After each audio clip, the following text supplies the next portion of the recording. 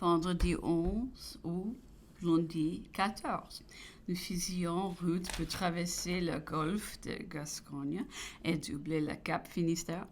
Le vent était favorable, mais faible, la saison fort chaude. Nos journées de plus monotones. L'empereur déjeunait dans sa chambre à des heures irrégulières. Nous, les Français, déjeunions à 10 heures. À notre manière, les Anglais avions déjeuné à 8 heures, à la leur. L'empereur, dans la matinée, appelait quelqu'un de nous tour à tour pour connaître le journal du vaisseau, les lieux faits, l'état du vent, les nouvelles ici. Il lisait beaucoup, s'habillait vers 4 heures et venait alors dans la salle commune. Il jouait aux échecs avec nous. À 5 heures, l'admiral venu de chambre quelques instants auparavant, lui, disait qu'on était servi. Tout le monde sait que l'empereur n'était guère plus d'un quart d'heure à dîner ici. Le deux services seulement tenaient d'1 heure à 1 heure et demie. C'était pour lui une des contrariétés les plus pénibles, bien qu'il ne témoignait jamais rien. Sa figure, ses gestes, toute sa personne étaient constamment impossibles. Cette cuisine nouvelle, la différence des maîtres, leur qualité, n'ont jamais obtenu ni approbation, ni rebut. Jamais il n'a exprimé ni désir, ni contrariété. Il était servi par deux valets de chambre placés derrière lui. Dans les principes, l'admiral voulait lui offrir de toutes choses, mais il suffit de simple remerciement de l'empereur et de la manière dont fut exprimé pour qu'il ne revint pas. Néanmoins, il continua toujours beaucoup d'attention à cet objet, mais ce n'était plus que le valet de chambre qui indiquait ce qui pouvait voir des préférables soucis sans occuper un seul. L'empereur demeurait tout à fait étranger, ne voyant, ne recherchant, ne percevant rien. Généralement, il gardait le silence et demeurait au milieu de la conversation, bien que toujours en français, mais très réservé, comme s'il eût été étranger à la langue s'il parlait. C'était pour faire quelques questions scientifiques ou techniques, pour adresser quelques paroles, ce que l'admiral invitait occasionnellement à dîner. J'étais alors la plupart du temps celui à qui l'empereur adressait la question pour que je le traduisisse. On sait que les Anglais ont l'habitude de rester fort longtemps à table après le dessert. Pour boire et causer. L'empereur, déjà très fatigué pour la longueur des services, ne peut supporter cet usage. Aussi, et des premiers jours, immédiatement après le café, il se leva, il fut sur le pont. Le grand maréchal et moi, nous les suivîmes. L'admiral en fut déconcerté. Il se permit de s'en exprimer légèrement avec les siens. Mais la comtesse Bertrand, dont l'anglais est la langue maternelle, reprit avec chaleur. N'oubliez pas, monsieur admiral, que vous avez affaire à celui qui a été le maître du monde et que les rois brigueront l'honneur d'être admis à cette table. Cela est vrai, répondit l'admiral, et cet officier qui, du reste, a de la justice dans l'esprit une certaine connaissance de manière et parfois beaucoup de grâce, s'empressa de faciliter dès ce moment cet usage de l'empereur. Il était le temps de service et demandait avant le temps le café pour l'empereur et ceux qui sortiront avec lui. Dès que l'empereur avait achevé, il partit, tout le monde se levait jusqu'à ce qu'il fût hors de la chambre, et le reste continuait à voir plus d'une heure encore. L'empereur se promenait alors sur le pont jusqu'à la nuit, avec le grand maréchal et moi. C'est devint une chose de tous les jours et consacrée. L'empereur rentrait ensuite dans le salon et nous nous mettions à jouer au 21. Il se retirait d'ordinaire au bout d'une demi-heure. Mardi 15 août. Dans la matinée, nous avons demandé à être admis près de l'empereur. Nous sommes entrés tout à la fois chez lui. Il n'en devinait pas la cause. C'était sa fête. Il n'y avait pas pensé.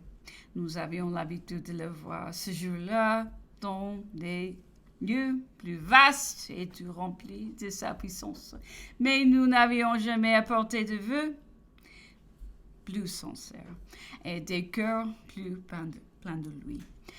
Nos journées se ressemblaient toutes. Le soir, nous jouions constamment au 21. L'admiral et quelques Anglais étaient parfois de la partie. L'empereur se retirait après avoir perdu d'habitude ses 10 ou 12 Napoléons. Cela lui était arrivé tous les jours parce qu'il obstinait à laisser son Napoléon jusqu'à ce qu'il en eût produit un grand nombre. Aujourd'hui, il en avait produit jusqu'à 80 ou 100. L'admiral tenait la main, l'empereur voulait laisser encore pour connaître jusqu'à quel point il pourrait atteindre. Mais il crut voir qu'il serait tout aussi agréable à l'admiral qu'il n'en fut rien. Il eut gagné 16 fois et eut pu atteindre au-delà de 60 000 Napoléons. Comme on s'extasiait sur cette faveur singulière de la fortune en faveur de l'empereur, un Anglais observa que c'était le jour de sa naissance et de sa fête. Mercredi 16 ou lundi 21. Nous doublâmes le cap Finistère le 16, le cap Saint-Vincent le 18. Nous étions par travers du détroit de Gibraltar le 19. Et nous continuâmes le jour suivant à faire voir le long de l'Afrique vers Madère. Notre navigation n'offrait rien de remarquable.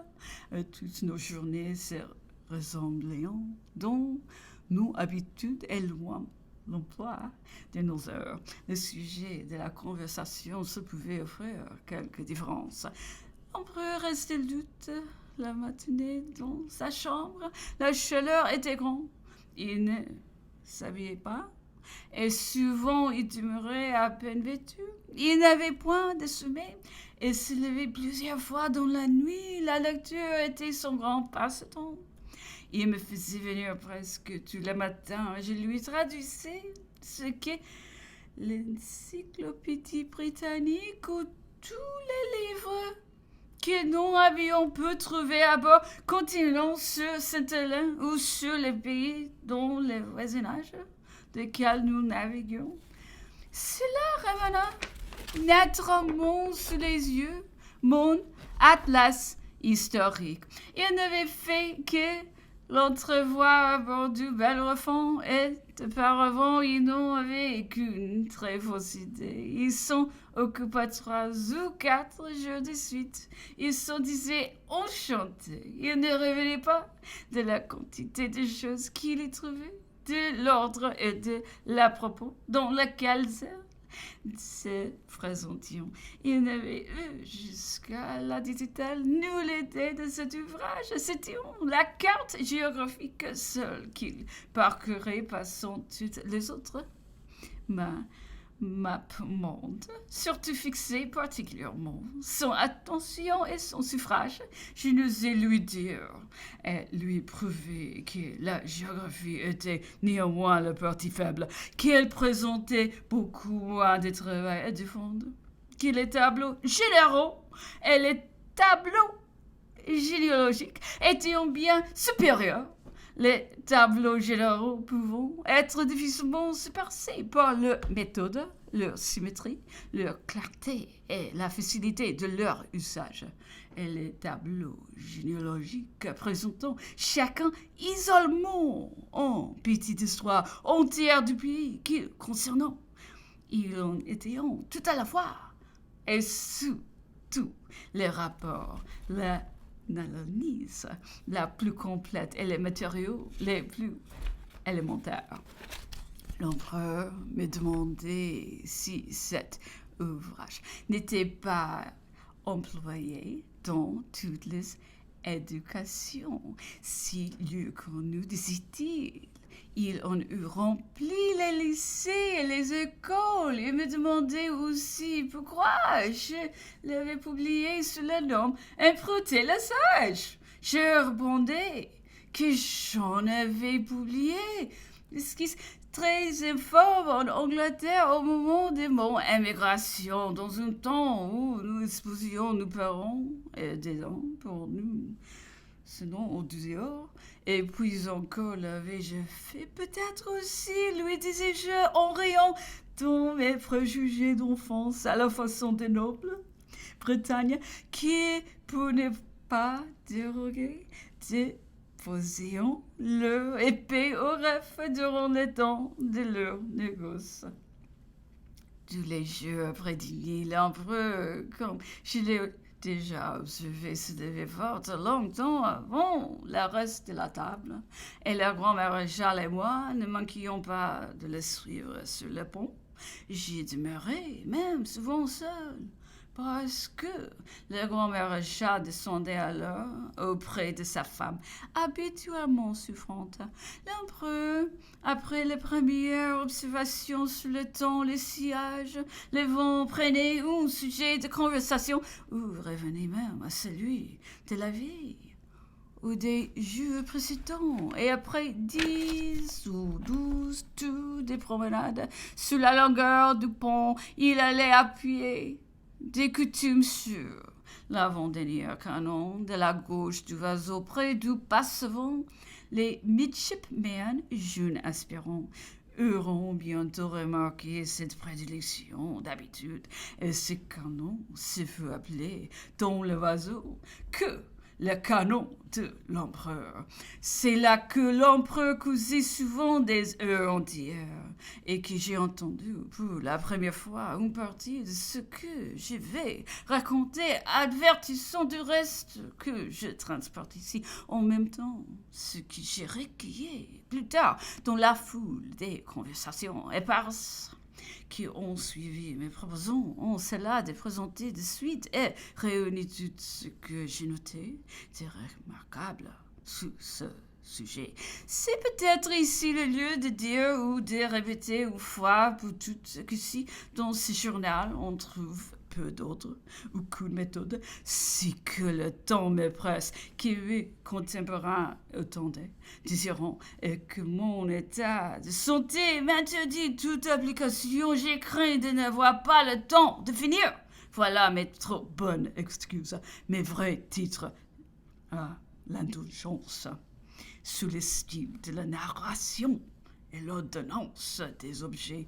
J'ai reproduit à la hâte ceci que retrouve Jean Demeure à peu près au premier jeu. Le nom Bonaparte s'écrit instinctivement Bonaparte au Buonaparte, ainsi que le savaient-vous les Italiens. Le père de Napoléon écrivait Buonaparte, un oncle de celui-ci, l'archidiacre Lucien, qui lui a survécu, est asservi de père Napoléon, et à tous ses frères, écrivait sous le même toit et dans le même temps Bonaparte.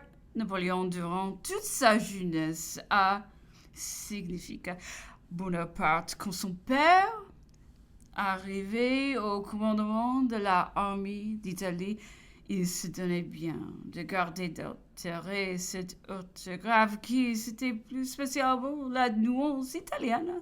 Mais plus tard, et au milieu des Français, il voulut la franciser et ne signa plus que Bonaparte. Cette famille a joué longtemps un rôle distingué dans la moyenne Italie.